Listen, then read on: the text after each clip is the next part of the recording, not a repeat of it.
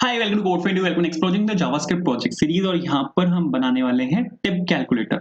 JavaScript project series में हम अब तक काफी सारे प्रोजेक्ट्स कर चुके हैं। ये हमारे हमने यहाँ पे किया था लोन कैलकुलेटर। उसके नीचे अगर आप आओगे तो बीएमआई कैलकुलेटर हमने बनाया था। उससे पहले हमने जस्ट कैलकुलेटर बनाया था और सबसे पहला प्रोजेक्ट था हमारा यहाँ पे सीरीज में जो कि था डिजिटल क्लॉक। तो HTML CSS जावास्क्रिप्ट की हेल्प से हमने यहाँ पर एक प्रोजेक्ट बनाया जो कि यहाँ पे टिप कैलकुलेटर। अगर आप किसी रेस्टोरेंट में जाते हो या कहीं भी जाते हो, आपका टोटल बिल सपोज आया है यहाँ पे 1000 रुपीज। 1000 रुपीज आपका यहाँ पे टोटल बिल आया है। उसके बाद आप यहाँ पे अपनी टिप को सिलेक्ट कर सकते हो, आप कितनी टिप देना चाहते हो। सपोज आपने यहाँ पे सेलेक्ट किया कि आप 20% जो टिप है वो यहाँ पे देना चाहते हो। तो 20% आपने यहाँ पे टिप को सिलेक्ट किया ऑफ दिस बिल अमाउंट। ठीक है, 1000 का 20% कितने लोगों के बीच में बटेगा। सपोज 4 बंदे थे, ठीक है, तो आपने यहाँ पे कैलकुलेट पे यहाँ पे क्लिक किया तो आप यहाँ पे देखो 50 रुपीज ईच आया है। जो टिप अमाउंट है वो 50 रुपीज ईच है। टोटल कितना बैठा है बिल है ये टोटल, ये बैठा है आपका 300 रुपीज ईच। इसको अगर आप यहाँ पे कैलकुलेट करोगे 1000 का 20% जो कि आता है आपका 200 रुपीज डिवाइडेड बाय 4 जो कि आता है आपका यहाँ पे 50 rupees and 200 plus 1000 total bill आपका हो गया यहाँ पे 1200 डिवाइड बाय 4 जो कि आएगा आपका यहाँ पे 300 ईच। तो इस प्रोजेक्ट को हम यहाँ पे बनाएंगे with the help of HTML CSS and JavaScript. इसको बनाने के लिए आपको यहाँ पे अपने किसी भी एक फेवरेट फोल्डर में आना है। मैं यहाँ पर आया हूँ और यहाँ पर आपको एक फोल्डर बनाना है जो कि होगा आपका यहाँ पे टिप हाइफन कैलकुलेटर के नाम से। इसको खोल लेना है। मैं यहाँ पे यूज करने वाला हूँ विजुअल स्टूडियो कोड का, VS कोड का मैं यहाँ पे यूज करने वाला हूँ। एक कोड एडिटर है फ्रंट एंड के लिए, बहुत फेमस है, ठीक है। एंड हम यहाँ पे इसका यूज करने वाले हैं। अगर आपके पास डाउनलोडेड नहीं है तो आप इसको डाउनलोड कर सकते हो। आप पूरी कोडिंग नोटपैड में भी कर सकते हो, कोई भी दिक्कत नहीं है, ठीक है। लेकिन अगर आपके पास यहाँ पे विजुअल स्टूडियो कोड है तो आपको यहाँ पे ऊपर क्लिक करना है, यहाँ पे लिखना है CMD जब आप यहाँ पे लिखोगे या फिर इसका एक तरीका और भी है। आप यहाँ पे अगर गिट बैश अगर आपके पास है तो आपको गिट बैश खोल लेना है या फिर आपको यहाँ पे ऊपर क्लिक करके CMD खोल लेना है एंड आपको यहाँ पे सिंपल लिखना है कोड स्पेस डॉट क्या करता है, ये आपका विजुअल स्टूडियो कोड खोल देगा इसी फोल्डर के अंदर। ये आपका क्या करेगा, VS कोड को खोल देगा। आप यहाँ पे देखो इसने मेरा विजुअल स्टूडियो कोड जो मेरा यहाँ पे कोड एडिटर है उसको खोल दिया इसने मेरा। एंड आप यहाँ पे देखो टिप कैलकुलेटर जो मेरा फोल्डर है इसी के अंदर यहाँ पे खोला है। इसके बाद मैं यहाँ पे सपोज क्या कर रहा हूँ, CMD को मैं यहाँ पे क्लोज कर रहा हूँ। मेरे को यहाँ पे अपनी सबसे पहली फाइल बनानी है जो कि है यहाँ पे HTML फाइल में यहाँ पे बनाने वाला हूँ इंडेक्स के नाम से। तो index.html करके मैंने यहाँ पर अपनी फाइल बनाई जो कि मेरी यहाँ पे सबसे पहली फाइल है in this project of HTML CSS and JavaScript. तो ये वाला जो फर्स्ट वाला टैब है इसको मैं यहाँ से क्लोज कर रहा हूँ। HTML मेरे पास यहाँ पे एक फाइल है तो HTML का एक बेसिक टेम्पलेट हम बना लेते हैं यहाँ पे जो कि आपको हर प्रोजेक्ट में मिलेगा। तो सबसे पहले HTML का यहाँ पे एक डॉक्यूमेंट बना लेते हैं जो बेसिक स्ट्रक्चर होता है HTML का। उसके लिए आपको यहाँ पे डॉक टैग मेंशन करना पड़ेगा जो कि यहाँ पे HTML है। फिर आपको HTML का जो रैपर टैग है पेरेंट टैग वो यूज करना है। इसके अंदर दो टैग जाते हैं, एक होता है आपका यहाँ पे हेड सेक्शन, दूसरा होता है आपका यहाँ पे बॉडी सेक्शन।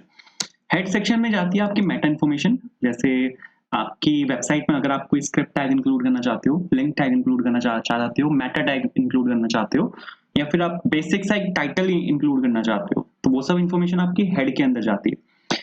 इसके अंदर आता क्या क्या ये मैं अगर यहाँ पे आपको दिखाऊं, आपके पास अगर आप यहाँ पे वापस आओगे तो आपके पास यहाँ पे एक फाइल क्रिएट होगी इंडेक्स के नाम से जो कि आपने अभी अभी यहाँ पे HTML की हेल्प से बनाई है। तो इस इंडेक्स को अगर आप यहाँ पे खोलोगे तो आप यहाँ पे देखोगे कि यहाँ पे index.html लिखा हुआ है। इस टाइटल को आप यहाँ पे चेंज कर सकते हो। अगर आप यहाँ पे लिखोगे टाइटल टैग का अगर आप यहाँ पे यूज करोगे हेड सेक्शन के अंदर तो आप यहाँ पे इसको चेंज कर सकते हो। जैसे मैंने यहाँ पे कैलकुलेटर लिखा सिंपल, आप यहाँ पे CSS और जावास्क्रिप्ट की फाइल्स को भी ऐड कर सकते हो, वो भी हेड सेक्शन के अंदर ही ऐड होती हैं। अनलेस आपको जावास्क्रिप्ट को पहले अगर आपको HTML लोड करनी है, बाद में अगर जावास्क्रिप्ट आपको लोड करनी है तो जावास्क्रिप्ट फाइल आप बॉडी के नीचे मूव करते हो। लेकिन मोस्टली सभी चीजें हेड सेक्शन के अंदर जाती हैं, ठीक है। तो अगर इसको मैं आपको यहाँ पे सेव करके और यहाँ पे वापस आओ इसको रिफ्रेश करूँ तो आप यहाँ पे देखो यहाँ पे टिप कैलकुलेटर से रिप्लेस हुआ है। अब मेरे को जो यहाँ पे बनाना है वो ये बनाना है। यहाँ पर अगर आप देखोगे तो ये पूरा आपका एक डिव के अंदर रैप्ड है, ठीक है। ये पूरा आपका जो है वो एक डिव के अंदर रैप्ड है, मतलब रैपर एलिमेंट मैंने यहाँ पे डिव का यूज किया हुआ है। और फिर ये जो पूरा है ये आपका दो सेक्शंस में डिवाइडेड है। एक आपका लेफ्ट वाला सेक्शन है और एक आपका यहाँ पे राइट वाला सेक्शन है। तो ये दो डिव मैं यहाँ पे डाल रहा हूँ, ये आपका यहाँ पे लेफ्ट वाला सेक्शन है और ये आपका यहाँ पे राइट वाला सेक्शन है, ठीक है। सबसे पहले लेफ्ट वाले सेक्शन पे आते हैं। लेफ्ट वाला सेक्शन अगर आप देखो यहाँ पे तो मेरे पास यहाँ पर एक हेडिंग है जो कि है बिल के नाम से। तो पैराग्राफ टैग का मैं यहाँ पे यूज करने वाला हूँ। पैराग्राफ टैग होता है पी टैग। अगर आपको कुछ भी स्क्रीन पे लिखना है तो आप पी टैग की हेल्प से लिख सकते हो, ठीक है। तो पी टैग मैंने यहाँ पे डाला। पी टैग के नीचे अगर आप यहाँ पे देखो तो एक इनपुट फील्ड है, जहां पर हम कुछ भी यूजर से हम कुछ भी यहाँ पे इनपुट ले सकते हैं। तो ये इनपुट लेने के लिए मैं यहाँ पे यूज करने वाला हूँ इनपुट, और आप यहाँ पे इनपुट का टाइप देते हो। टाइप क्या हो सकता है? टाइप आपका ईमेल हो सकता है अगर वो एक ईमेल फील्ड है। टाइप आपका यहाँ पे टेक्स्ट हो सकता है अगर आपको नंबर प्लस अल्फाबेट्स दोनों की इनपुट लेनी है। लेकिन जो यहाँ पे बिल होता है वो आपका नंबर होता है, तो मेरे को यहाँ पे नंबर एंटर करवाने हैं सिर्फ। तो उस केस में यहाँ पे लूंगा input type is equals to number. अगर आप यहाँ पे इतना लिख के, अगर मैं आपको यहाँ पे इसको सेव करके दिखाऊं, ठीक है, मैंने यहाँ पे इसको सेव किया, वापस आते हैं यहाँ पर आके, सपोज मैंने इसको रिफ्रेश किया तो आपके पास यहाँ पर एक इनपुट फील्ड आई है, ठीक है, एक टेक्स्ट है और उसके नीचे एक इनपुट फील्ड है जिसमें आप सिर्फ नंबर्स को एंटर कर सकते हो, ठीक है। यहाँ पे एक प्लेस होल्डर भी आना चाहिए, ठीक है। प्लेस होल्डर पे यहाँ पे लिखा होना चाहिए अमाउंट टू बी पेड, जैसे यहाँ पे लिखा हुआ है अमाउंट टू बी पेड, इसको प्लेस होल्डर बोला जाता है। तो इसको आप यहाँ पे प्लेस होल्डर के नाम से आपके पास यहाँ पे एक एट्रीब्यूट होता है जिसमें आप यहाँ पे डाल सकते हो अमाउंट टू बी पेड, ठीक है। ये अगर मैं यहाँ पे आपको जाके दिखाऊं तो ये आपको यहाँ पे इनपुट जो आपकी फील्ड है वहां पे लिखा दिखेगा, ठीक है। जैसे आप यहाँ पे लिख के क्लिक करके इस पे कुछ लिखना शुरू करोगे तो आपका जो प्लेस होल्डर है वो यहाँ पे हट जाएगा, ठीक है। इसके नीचे अगर आप यहाँ पर आओगे तो आपके पास यहाँ पे सेलेक्ट टिप के नाम से यहाँ पर एक और पैराग्राफ टैग है। तो मैंने यहाँ पे जो लिखा यहाँ पे सेलेक्ट एंड टिप, टिप आपकी यहाँ पे परसेंट में होनी चाहिए तो मैंने यहाँ पे परसेंट लिखा। इसके नीचे अगर आप यहाँ पे देखो तो आपके पास यहाँ पे ये सब कुछ है। ये हमने कैसे लिखा हुआ है? ये सबसे पहले तो यहाँ पे 5 का इसका ग्रुप है, तो मेरे को इसको एक डिव के अंदर डालना पड़ेगा, ठीक है। मैंने इसको रैप किया डिव के अंदर, और फिर ये जो यहाँ पे 5% लिखा हुआ है ये भी एक डिव के अंदर ही लिखा हुआ है। तो यहाँ पे मैंने 5% ये लिखा, ठीक है। मेरे को यहाँ पे ऐसे ऐसे 5 डिव चाहिए, ठीक है। 5%, 10%, 15%, 20% एंड सपोज 25%। 5, 15, एक सेकेंड, यहाँ पे 10% नहीं था वहां पे, ठीक है। तो यहाँ पे मैं ये ले रहा हूँ सिंपल, ठीक है। तो अगर आपको मैं इसको चला के दिखाऊं तो ये यहाँ पे कुछ इस तरह का दिखेगा। अभी बिल्कुल बेसिक HTML में यहाँ पे ले रहा हूँ, फिर बाद में इसमें CSS को ऐड कर देंगे, ठीक है। तो ये होने के बाद मेरे पास यहाँ पर एक और पी टैग है उसके नीचे, जिसमें आपको यहाँ पे लिखा दिखेगा नंबर ऑफ पीपल। तो यहाँ पे आपका ये आ गया, एंड इसके नीचे यहाँ पे एक इनपुट टैग है जिसमें फिर ये नंबर टाइप का है, ठीक है। प्लेस होल्डर है यहाँ पे, प्लेस होल्डर क्या है यहाँ पे? Number of people sharing the bill. तो यहाँ पे मैंने लिखा number of people and sharing the bill, nice. इसके नीचे अगर आप यहाँ पे देखो तो आपके पास यहाँ पे एक बटन है, बटन आप बना सकते हो। यहाँ पे बटन बनाने के लिए आपको यहाँ पे बटन टैग का यूज करना होता है, एंड बटन जो टैग है आपका उसका जो टेक्स्ट है वो है यहाँ पे कैलकुलेट।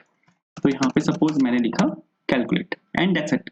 तो ये आपका यहाँ पे लेफ्ट वाला जो पार्ट है उसका काम यहाँ पे आपका कंप्लीट हो चुका है, ठीक है। अब मेरे को आपका जो राइट वाला पार्ट है उस पे काम करना है। राइट वाले पार्ट में आपका क्या है? राइट वाले पार्ट में आपका यहाँ पे, अगर आप यहाँ पे देखो तो आपके पास यहाँ पे टिप अमाउंट है, और ये जो यहाँ पे टिप अमाउंट है ये यहाँ तक है, रुपी तक, रुपी सिंबल तक। मैं इसको यहाँ से कॉपी कर लेता हूँ। तो आपको यहाँ पे राइट वाला जो आपका डिव है वो ये वाला डिव है, इसमें आपको यहाँ पे पी टैग के अंदर इसको यहाँ पे पेस्ट कर देना है। इसके बाद अगर आप यहाँ पे देखो तो ये आपका यहाँ पे 0 है, 0 यहाँ पे आपका डायनेमिक है, तो इसको मेरे को एक अलग टैग में डालना पड़ेगा। मैं यहाँ पे क्या कर रहा हूँ, एक स्पैन टैग ले रहा हूँ, और इसमें मैं यहाँ पे 0 लिख रहा हूँ क्योंकि ये मेरा यहाँ पे डायनेमिक वाला पार्ट है। तो इस स्पैन टैग को मेरे को अलग से एक्सेस करना पड़ेगा, जिसमें मैं यहाँ पे 0 को डलवाऊंगा। उसके बाद एक और स्पैन टैग ले लेते हैं, और यहाँ पे मैं सपोर्ट डलवा रहा हूँ आपका ईच, ठीक है। सेव करता हूँ और वापस आते हैं, रिफ्रेश किया तो टिप अमाउंट 0 रुपीज ईच। इसके बाद आपको यहाँ पे जो आपका सेकंड टेक्स्ट है टोटल, तो इसको यहाँ तक कॉपी कर लेते हैं, टोटल रुपीज, और इसके बाद यहाँ पर आते हैं नीचे और यहाँ पे टोटल रुपीज। फिर से यहाँ पे स्पैन आएगा क्योंकि यहाँ पे फिर से 0 लिखा हुआ है, और फिर यहाँ पे स्पैन आएगा क्योंकि यहाँ पे ईच लिखा हुआ है। तो इतना करना है आपको यहाँ पे। उसके नीचे मेरे पास यहाँ पर एक बटन है जिसपे लिखा हुआ है रीसेट। तो अगर आप यहाँ पे वापस आके अगर आप यहाँ पे देखोगे तो ये यहाँ पे बिल्कुल परफेक्ट चल रहा है, एंड ये आपका यहाँ पे एक सिंपल सा एक HTML का टेम्पलेट है, कुछ नहीं है, बहुत सिंपल, और कुछ नहीं करना है इसमें, बस ये आपका यहाँ पे एक सिंपल से HTML का टेम्पलेट था। इसके बाद अब यहाँ पे मेरे को क्या काम करना है, यहाँ पर मेरे को एक CSS फाइल को इसमें ऐड करना है। ठीक है, अब मेरे को यहाँ पे इसके CSS को हैंडल करना है, तो उसके लिए मैं यहाँ पे क्या कर रहा हूँ, एक CSS की फाइल बना रहा हूँ, जो कि मैं यहाँ पे बना रहा हूँ style.css के नाम से। स्टाइल और CSS अब यहाँ पे एक इंडिपेंडेंट फाइल है, इसको मेरे को लिंक करना पड़ेगा आपके HTML के साथ। मैंने आपको क्या बोला था, आपको यहाँ पे लिंक टैग का यूज करना होता है, तो link related equals to type of file यहाँ पे आपको मेंशन करना है, जो कि यहाँ पे स्टाइल शीट है, ठीक है। और उसके बाद href के अंदर आप यहाँ पे जो अपनी style.css फाइल है उसका आप यहाँ पे वो मेंशन कर सकते हो, जैसे नेम। तो ये आपका यहाँ पे सिंपल सा एक लिंक टैग है। अब अगर मैं यहाँ पे कुछ भी CSS डालता हूँ तो वो जो CSS है वो आपके यहाँ पर आके रिफ्लेक्ट होगी। सबसे पहले जो मैं यहाँ पे CSS डालने वाला हूँ, आप अगर यहाँ पे देखोगे ना तो यहाँ पे ऊपर से काफी स्पेस है। अगर यहाँ पे आपको मैं जूम करके दिखाऊँ इसको, तो यहाँ पे ऊपर से काफी स्पेस है, ये इन दोनों के बीच में काफी स्पेस है। पी टैग क्या करता है, पी टैग है ना मार्जिन पैडिंग उठाता है। तो मैं यहाँ पे क्या कर रहा हूँ, मैंने यहाँ पे स्टार डाला। स्टार मतलब ये स्टार का अगर आप यहाँ पे यूज कर रहे हो एक CSS फाइल के अंदर, उसका मतलब ये होता है कि ये जो यहाँ पे आप CSS लिखोगे सभी टैग्स पे जाके अप्लाई होगा। तो मैं यहाँ पे सभी टैग्स की जो इनिशियल मार्जिन और पैडिंग है उसको मैं यहाँ पे 0 कर रहा हूँ। सभी टैग्स की इनिशियल मार्जिन और पैडिंग मैंने यहाँ पे 0 कर दी, और आप यहाँ पे देखो कि ये अब यहाँ पे बिल्कुल परफेक्ट हो चुका है, मार्जिन और पैडिंग इसकी यहाँ पे 0 हो चुकी है। अब मेरे को इसको पूरे को उठा के सेंटर अलाइन करना है, ठीक है। तो ये पूरा यहाँ पे बॉडी का पार्ट है, बॉडी की जो विड्थ है यहाँ पे पूरी स्क्रीन साइज है जो कि 100% है। आप यहाँ पे देखो तो ये जो है आपकी यहाँ पे बॉडी है, उसके अंदर आपका यहाँ पे सारा कोड लिखा हुआ है। तो अगर बॉडी को मैं यहाँ पे उठा के सेंटर कर दूं तो ये आपका पूरा जो कोड है वो यहाँ पे सेंटर लाइन हो जाएगा। इसके लिए हम यहाँ पे यूज कर सकते हैं डिस्प्ले फ्लेक्स का। डिस्प्ले फ्लेक्स क्या करता है, डिस्प्ले फ्लेक्स की एक प्रॉपर्टी होती है, ठीक है। डिस्प्ले फ्लेक्स में बताता हूँ आगे जाके कि क्या करता है, बट अभी के लिए आप इतना समझ लो कि डिस्प्ले फ्लेक्स की एक प्रॉपर्टी होती है जो होती है justify content centre. Justify content centre मेरे को यहाँ पे डालना है अपने पूरे कंटेंट को सेंटर अलाइन करने के लिए, लेकिन ये जो प्रॉपर्टी होती है डिस्प्ले फ्लेक्स की प्रॉपर्टी होती है।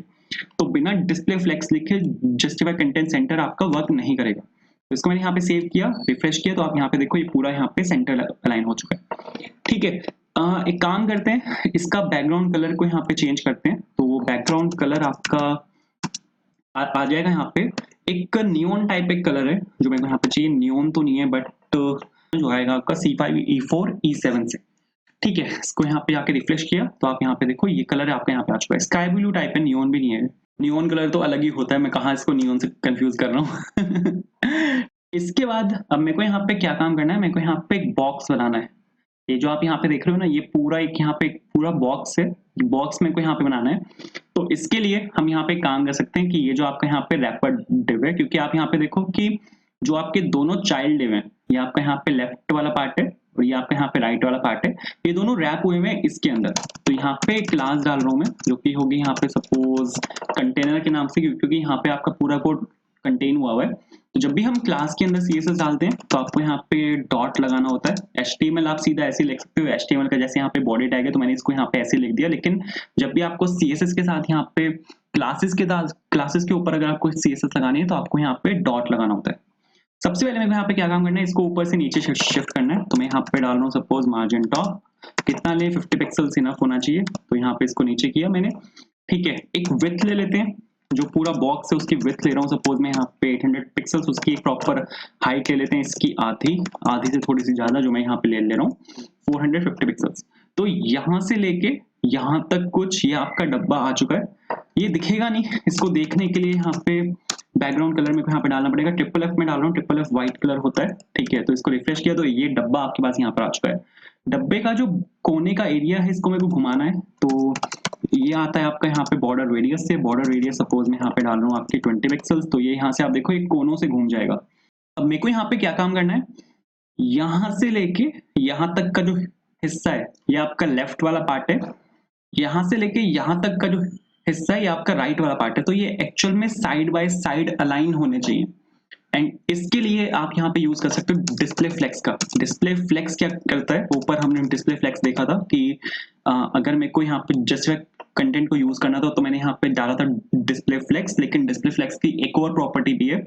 अगर आप डिस्प्ले फ्लेक्स डालते हो तो अगर आप डिस्प्ले फ्लेक्स डालते हो पेरेंट के ऊपर, तो उसके जो चाइल्ड हैं, जो उसके चाइल्ड एलिमेंट्स हैं, वो सब एक लाइन में आके अलाइन हो जाते हैं। जैसे अगर मैं आपको यहाँ पे वापस जाके इसको रिफ्रेश करके देखो तो आप यहाँ पे देखो ये एक लाइन में आके अलाइन हो गए। ये इसका लेफ्ट चाइल्ड था और ये इसका यहाँ पे राइट चाइल्ड था।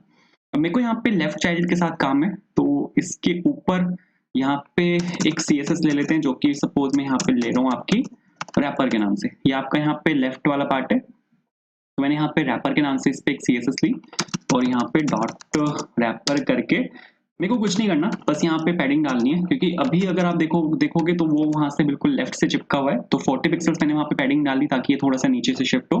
ठीक है, इस पूरे विथ की, ये पूरा अगर यहाँ पे 800 पिक्सल्स है तो इसकी 50% विथ मेरे को लेफ्ट वाले पार्ट को देनी है।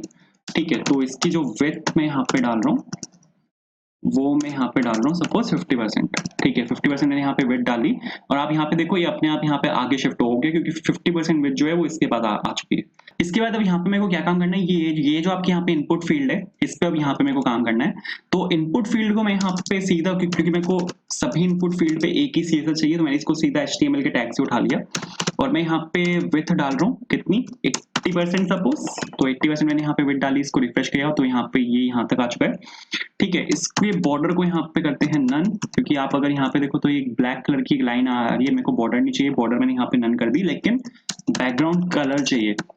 तो एक बैकग्राउंड कलर यहाँ पे ले लेते हैं, जो कि आएगा आपका यहाँ पे F3 F8 FB से, एंड नाइस। तो ये कलर मेरे को यहाँ पे चाहिए। एक पैडिंग ले लेते हैं, क्योंकि दो तरीके हैं, देखो इसकी हाइट बढ़ाने के दो तरीके हैं। मेरे को यहाँ पे हाइट बढ़ानी है, तो या तो आप सीधा हाइट टैग का यूज कर लो, या फिर आप यहाँ पे अगर पैडिंग डाल दोगे तो उससे भी हो जाएगा। तो पैडिंग में यहाँ पे डाल रहा हूँ सपोज इसकी 10 पिक्सल्स। आप यहाँ पे देखो इसकी हाइट यहाँ पे बढ़ चुकी है। ऊपर नीचे लेफ्ट राइट से मेरे को यहाँ पे मार्जिन चाहिए। मार्जिन मेरे को यहाँ पे किस तरह चाहिए, ऊपर से मेरे को मार्जिन चाहिए, राइट से मेरे को कोई मार्जिन नहीं चाहिए, नीचे से मेरे को मार्जिन चाहिए, लेफ्ट से मेरे को कोई मार्जिन चाहिए। तो ऊपर से जो मैं मार्जिन दे रहा हूँ वो मैं दे रहा हूँ यहाँ पे 10 पिक्सल, राइट से 0, बॉटम से 20 पिक्सल्स एंड लेफ्ट से 0। तो इसको सेव करते हैं, तो आप यहाँ पे देखो मार्जिन यहाँ पर आ चुका है। इसके बाद यहाँ पे इसको कोनों से घुमाते हैं, वैसे तो वो ऑलरेडी घुमा हुआ है, बट थोड़ा सा और घुमा देते हैं। तो यहाँ पे बॉर्डर रेडियस में यहाँ पे दे रहा हूँ इसको, और बॉर्डर रेडियस कितना दें, सपोज 2 पिक्सल से देते हैं। सबसे पहले तो आप यहाँ पे देखो, जैसे ही मैंने इस पे यहाँ पे क्लिक किया तो एक ही आउटलाइन आ गई यहाँ पे। इसको आप यहाँ पे हैंडल कर सकते हो, ये यहाँ पे सूडो क्लास है। जब जैसे ही हम उस पे यहाँ पे क्लिक कर रहे हैं तो फोकस क्लास लग रही है उस पे, तो फोकस को आप यहाँ पे हैंडल कर सकते हो। आपको यहाँ पे सिंगल कॉलन लगा के अगर आप यहाँ पे सिंपल फोकस लिखोगे तो फोकस यहाँ पे एक सूडो क्लास इनपुट की। ठीक है, और इस पे मैं यहाँ पे आउटलाइन को कर रहा हूँ नन। इस पे यहाँ पे आउटलाइन को नन किया। अगर मैं यहाँ पे इस पे क्लिक करता हूँ तो यहाँ पे कोई आउटलाइन नहीं है। ये जो यहाँ पे प्लेस होल्डर है ये यहाँ पे कुछ ज्यादा वो हुआ है, मतलब एक कुछ ज्यादा डार्क कलर है इसके पास।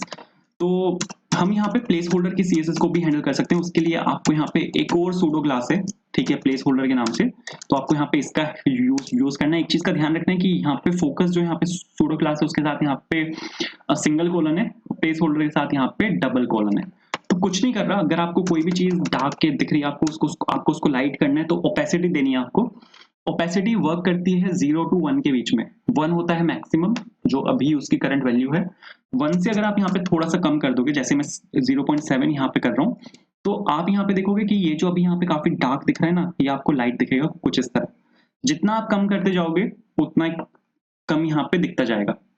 तो ये कुछ इस तरह से यहाँ पे वर्क करता है। उसके बाद अब मेरे को यहाँ पे इस पे काम है। तो सबसे पहले तो इसको मेरे को यहाँ पे हैंडल करना है और इसको मेरे को एक लाइन में लेके आना है। तो उसके लिए मेरे को यहाँ पे जो इसकी पेरेंट क्लास है इस पे यहाँ पे मैं CSS डाल रहा हूँ सपोज टिप्स के नाम से। ठीक है, और ऊपर आते हैं और यहाँ पे लिखा सपोज डॉट टिप्स।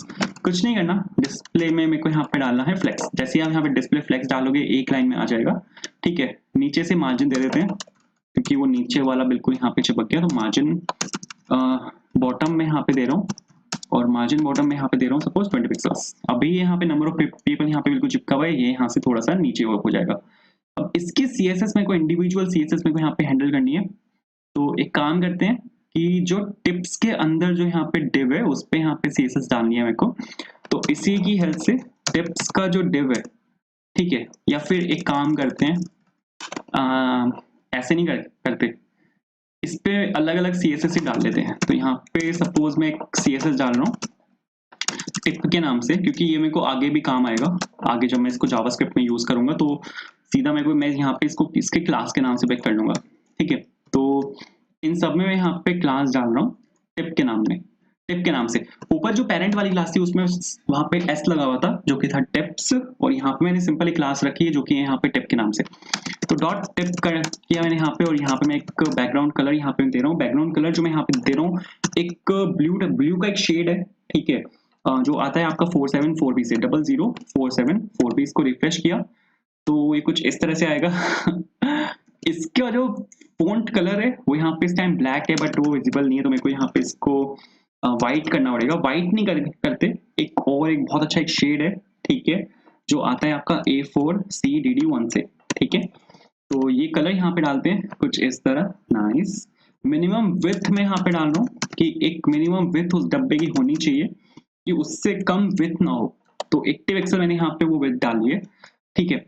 आप यहाँ पे देखो कि डब्बा जो है वो यहाँ तक है, लगभग यहाँ तक है वो डब्बा। अगर मैं आपको यहाँ पे मार्जिन डाल के दिखाऊं, चारों तरफ से मैं यहाँ पे एक मार्जिन ले रहा हूँ जो कि है 5 पिक्सल्स। तो आप यहाँ पे देखो एक डब्बा यहाँ तक है, इसका मेरे को यहाँ पे सेंटर अलाइन इसको करना है, तो उसके लिए आप यहाँ पे डाल सकते हो टेक्स्ट अलाइन, और यहाँ पे मैं डाल रहा हूँ सेंटर, तो ये आपका यहाँ पे सेंटर लाइन हो जाएगा। पैडिंग दे देते हैं, चारों तरफ से मैं यहाँ पे पैडिंग दे रहा हूँ सपोज 10 पिक्सल, ताकि ये अंदर से स्पेस उठा ले कुछ इस तरह। इसके चारों तरफ मेरे को इसको घुमाना है पूरे को, तो यहाँ पे मैं ले रहा हूँ इसको बॉर्डर रेडियस, जो मैं यहाँ पे ले रहा हूँ सपोज 5 पिक्सल, तो ये डब्बा जो है वो आपका घूम जाएगा। इस पे अगर मैं यहाँ पे क्लिक कर रहा हूँ तो कॉपी वाला जो टेक्स्ट है ना वो आ रहा है, देखो। तो इस पे एक और CSS होती है, कर्सर पॉइंटर। अब अगर मैं यहाँ पे इस पे होवर करूंगा तो उंगली आएगी, ठीक है। पॉइंटर कहते हैं इसको। बट अगर आप यहाँ पे देखो ना एक चीज की, विथ जो थी वो मेरी सिर्फ यहाँ तक थी, विथ मेरी अगर सिर्फ यहाँ तक है तो ये इससे बाहर निकल चुका है। तो इसको मेरे को रैप करना पड़ेगा ताकि अगर ये विथ यहाँ पे कंप्लीट हो जाए तो ये इसको ओवरफ्लो ना करे, ये नेक्स्ट लाइन में ब्रेक हो जाए। तो इसकी एक CSS होती है जो कि होता है यहाँ पे आपको जो पेरेंट है उसमें डालना पड़ेगा फ्लेक्स रैप। फ्लेक्स रैप क्या करता है, वो इसको रैप कर देगा और नेक्स्ट लाइन में पुश कर देगा कुछ इस तरह, ठीक है। तो जितना वो एक लाइन में आएगा उतना आएगा, बाकी वो पूरा उसको नेक्स्ट लाइन में पुश कर देगा। तो ये कुछ इस तरह से वर्क करता है। तो आई होप ये भी आपको यहाँ पे क्लियर हुआ होगा। उसके बाद अब मेरे को यहाँ पे जो ये बटन है ना इस पे काम है, तो सीधा बटन की जो सीधा बटन जो HTML टैग है उसी के साथ यहाँ पे चीजों को हैंडल करते हैं। सपोज हाइट में यहाँ पे दे रहा हूँ इसकी 40 पिक्सल्स, जो बटन है उसकी हाइट मैंने यहाँ पे 40 पिक्सल दी, दोनों बटन पे जाके अप्लाई होगा। विड्थ यहाँ पे मैं दे रहा हूँ इसकी 100%। मैं चाहता हूँ कि ये पूरी स्क्रीन को यहाँ पे कवर करे, तो विड्थ मैंने यहाँ पे इसकी दी 100% कुछ इस तरह। एक बैकग्राउंड कलर यहाँ पे ले लेते हैं, ठीक है। बैकग्राउंड कलर जो मेरे को यहाँ पे चाहिए इन्हीं का ही शेड है, ठीक है। जो मैंने कलर अब तक यहाँ पे यूज किए हैं इसी का शेड है 39CC। ट्रिपल सी नहीं है 4 टाइम्स सी है, सॉरी। मैं वही सोचू आया क्यों नहीं। Nice nice. इसका जो फोंट कलर है वो मेरे को यहाँ पे चेंज करना है, तो कलर, और इसमें जो कलर डाल रहा हूँ वो मैं डाल रहा हूँ यहाँ पे व्हाइट कलर, जो कि मैं आता है आपका FFF से, तो ये यहाँ पे FFF आया। ये जो टेक्स्ट है काफी छोटा लिखा हुआ है, तो फॉन्ट साइज का मैं यहाँ पे यूज कर रहा हूँ, जो कि सपोज यहाँ पे आपका 16 पिक्सल्स, ठीक है, थोड़ा सा बड़ा हुआ है। नाइस। ब्लैक कलर का एक बॉर्डर चल रहा है इसके अराउंड, बटन के अराउंड, तो बॉर्डर को मैं यहाँ पे कर रहा हूँ आपका नन, तो बॉर्डर यहाँ पे हो चुका है नन। ये जो यहाँ पे पूरा स्क्वायर है इसको मेरे को बॉर्डर से घुमाना है, तो उसके लिए आप यहाँ पे यूज कर सकते हो बॉर्डर रेडियस का, जो मैं यहाँ पे डाल रहा हूँ सपोज 5 पिक्सल्स। तो 5 पिक्सल मैंने यहाँ पे बॉर्डर रेडियस डाला, यहाँ से घूम गया, ठीक है। लेफ्ट वाला पार्ट तो अपना ठीक है, कंप्लीट है। अब इस वाले पार्ट पे आते हैं। तो इस वाले पार्ट के लिए मेरे को यहाँ पे जो आपका ये वाला डिव है, ठीक है, ये आपका राइट वाला पार्ट है, इस पे मेरे को यहाँ पे एक CS क्लास डालनी पड़ेगी, जो मैं यहाँ पे डाल रहा हूँ सपोज राइट रैपर के नाम से। तो राइट रैपर के नाम से मैंने सपोज यहाँ पे क्लास डाली, और यहाँ पर आते हैं और यहाँ पे सिंपल डाल रहा हूँ राइट रैपर, ठीक है। क्या करना है मेरे को यहाँ पे, सबसे पहले तो बैकग्राउंड कलर यहाँ पे मेरे को देना है। बैकग्राउंड कलर जो है वो राइट वाला थोड़ा डार्क है लेफ्ट वाले से, तो यहाँ पे मैं सपोज दे रहा हूँ 474B जो हमने ऊपर दिया था, और इसका जो फॉन्ट कलर है, ठीक है, इसके अंदर जितने भी मेरे पास यहाँ पे कोई भी अगर टेक्स्ट लिखा हुआ है तो उसका जो यहाँ पे फॉन्ट कलर है वो एक शेड है, ठीक है, जो मैं दे रहा हूँ यहाँ पे आपका DC8C9 से आता है, ठीक है। तो ये कलर है यहाँ पे। आप अगर यहाँ पे देखो तो ये विथ सिर्फ इतनी ही उठा रहा है, विथ ये पूरी उठानी चाहिए यहाँ तक। तो विथ 50% विथ तो लेफ्ट वाले ने ले ली थी, बचा यहाँ पे 50% जो मैं यहाँ पे इसको दे रहा हूँ, तो ये कुछ यहाँ पे इस तरह से आएगा, ठीक है। ये बिल्कुल यहाँ से टॉप लेफ्ट से चिपका हुआ है, तो पैडिंग दे देते हैं, कितनी दें, 30 पिक्सल्स लेफ्ट जितनी हमने वहां से दी थी। तो अब कुछ यहाँ पे जाके ठीक हुआ है। ये जो यहाँ पे पी टैग है, इनको मेरे को यहाँ पे हैंडल करना है, तो सीधा यहाँ पे जो आपकी राइट रैपर वाली जो आपकी क्लास है उसी से हैंडल कर लेते हैं आपके पी टैग को यहाँ पे। तो पी टैग मैंने यहाँ पे हैंडल किया और यह आ जाएगा आपका यहाँ पे मार्जिन बॉटम। मार्जिन बॉटम से मेरे को यहाँ पे 20 पिक्सल्स इसकी विड्थ देनी है ताकि इन दोनों के बीच में यहाँ पे स्पेस आ जाए, ठीक है। ये जो यहाँ पे स्पैन एलिमेंट्स हैं, इसमें मेरे को यहाँ पे चीजों को हैंडल करना है, तो उसके लिए हमें यहाँ पे सीधा यूज कर रहा हूँ कि एक काम करते हैं, राइट रैपर छोड़ो, सीधा स्पैन को ही हैंडल करते हैं। तो स्पैन का जो यहाँ पे फोन साइज में यहाँ पे डाल रहा हूँ वो मैं डाल रहा हूँ यहाँ पे 30 पिक्सल्स, ठीक है। और 30 पिक्सल्स मैंने यहाँ पे डाला एंड बस मेरे को लग रहा है यहाँ पे 0 और ईच के बीच में यहाँ पे एक स्पेस हो जाता तो अपना काम अच्छा हो जाता, ठीक है। तो एक स्पेस डाल देते हैं। वैसे स्पेस को कैंसिल कर देता है, मेरे को देखना पड़ेगा, स्पेस नहीं आया, मेरे को पता था कैंसिल कर देगा स्पेस को। तो टैग्स के बीच में जितना भी स्पेस होता है वो कैंसिल हो जाता है। तो यहाँ पे टैग के पहले मैं यहाँ पे स्पेस डाल रहा हूँ, हाँ ये वर्क कर रहा है। तो ये तो बिल्कुल ठीक है। तो यहाँ पर अगर आप देखो, यहाँ पे एक चीज मेरे को यहाँ पे और करनी है, ये जो आपको रुपी का सिंबल यहाँ पे दिख रहा है, इसको आप यहाँ पे कॉपी कर सकते हो गूगल से। गूगल पे आपको यहाँ पे सर्च करना है इंडियन रुपी सिंबल। तो आप यहाँ पे अगर इसको पेस्ट कर दोगे तो यहाँ पे बिल के साथ यहाँ पे आपको रुपी का सिंबल मिल जाएगा। आप यहाँ पे जो फॉन्ट फैमिली है उसको भी यहाँ पे चेंज कर सकते हो। फॉन्ट फैमिली में मेरे को यहाँ पे रोबोटो चाहिए। रोबोटो एक काफी अच्छा फॉन्ट है, वो आपको मिल जाएगा यहाँ पे fonts.google.com से। fonts.google.com एक गूगल की साइट है, ठीक है। गूगल के सारे फोन्स हैं यहाँ पे, जितने भी आपको यहाँ पे फोन्स चाहिए, दुनिया भर के फोन्स हैं। तो मेरे को जो यहाँ पे फोन चाहिए वो चाहिए रोबोटो कंडेंस्ड। तो ये आपको नीचे मिल जाएगा यहाँ पर, ये रहा। इसको आप सर्च भी कर सकते हो अगर आपको ये सपोज नहीं मिल रहा, तो रोबोटो और कंडेंस्ड लिख के अगर आप यहाँ पे इसको सर्च करोगे तो ये वाला फॉन्ट चाहिए मेरे को यहाँ पे। इस पे आपको यहाँ पे क्लिक करना है। एक सेकेंड, इस पे व्यू सिलेक्टेड फैमिली में से मैं यहाँ पे इसको रिमूव कर लेता हूँ। इसको मैंने यहाँ पे क्लिक किया, ठीक है। नीचे आते हैं, कौन सा चाहिए मेरे को, चाहिए रेगुलर 400, ये वाला चाहिए।